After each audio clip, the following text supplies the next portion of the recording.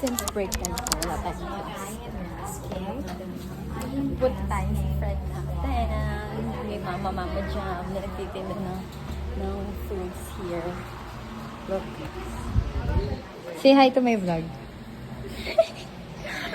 Look. Nagbabenta siya. Guys, siya yun. Sabi ko masarap. Ang sarap ng corn dog na binibenta niya. Tapos may, yung corn dog po yung masarap. Tapos may empanada pa siya. Sabi ko, magtitipid ako. Natabad na nga ako mag-edit kasi hindi ko na-post eh. Look, oh. Mukhang masarap. Ano ba yan eh? Titipid ba? Hindi.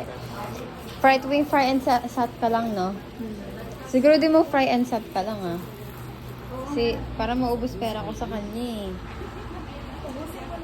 Pero nakalista ako, di ba, sa corn dog? Tignan mo. Talagang inuubos mo pera ko, eh. Wait lang, nagkalat yung ketchup ng isa. Ayoko nun. Ay, grabe naman. Baka ikaw magdiligpit kapag nagkalat? Oo. Ay, saan pa ka na? Doon, no? Doon. Sa loob lang naman ng plastic. Eh, no, hindi ko siya kinuha kasi parang nag-ano siya. Hindi ko alam basta meron. Lumabas na siya. 35 guys, so 35. Ang sarap niyan, promise. Oh, labag sa loob. 35, 70. Keep the change. Oo.